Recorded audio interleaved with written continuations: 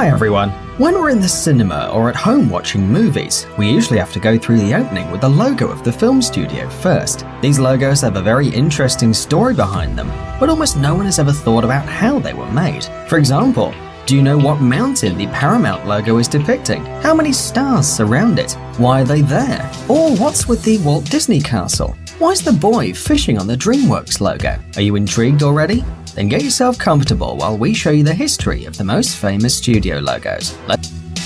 DreamWorks. One day back in 1994, three brilliant people got together. Director Steven Spielberg, Disney director Jeffrey Katzenberg, and music producer David Geffen. They decided to create a new film studio that's now known as DreamWorks. We associate the company's name with the fishing boy of the logo. Yeah, the one sitting on the moon.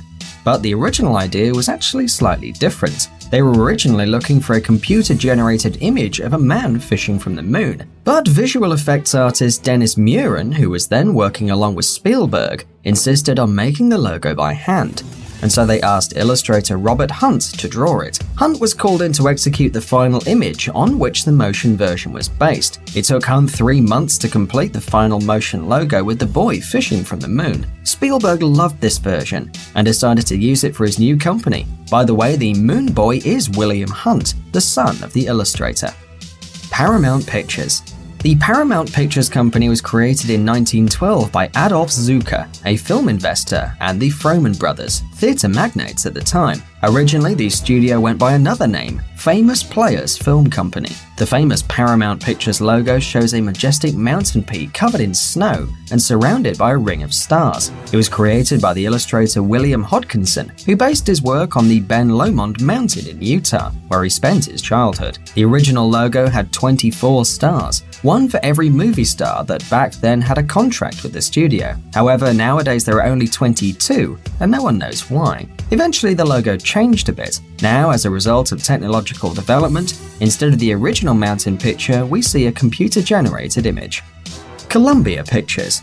This famous logo depicting a woman holding a torch, a symbol of America, was created in 1924 and showed a lady draped in a US flag and holding a torch. There were no clouds in the background, and the forehead of the woman was covered with a headdress. It looked very primitive, and the whole picture looked more like a sketch. 6 years later, the logo was improved. The lady became more elegant, she coiffed her hair and lost the headdress, and the flag was now barely seen.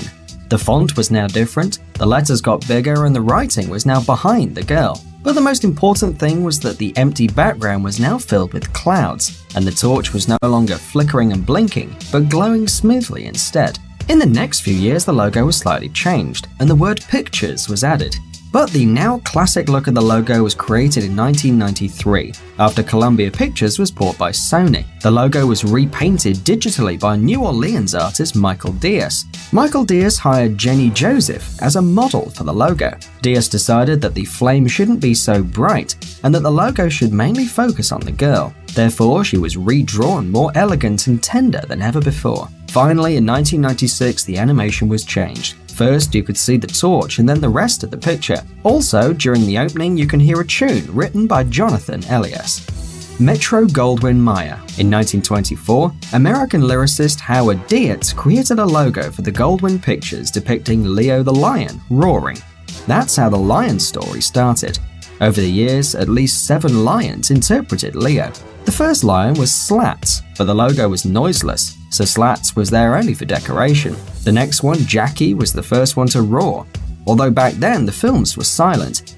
The roar was recorded with the special equipment, and in each cinema there was a phonograph placed behind the screen to reproduce the sound during the opening. Then there were 2 others, Telly and Coffee, but we don't know much about them. Then there was Tanner, famous for its perfect mane. And finally, in 1957, the studio shot the logo featuring its most famous lion, the one we all know from our childhood. He is called Leo, and he's the one we still see on the logo. By the way, no lions were harmed on the set, so don't believe any stupid rumors. If someone shows you a picture to prove you otherwise, just know that it is fake. The Walt Disney Company. Just like Warner Brothers, Columbia Pictures, and many other companies, the Walt Disney Company was founded by 2 brothers, Walt and Roy Disney.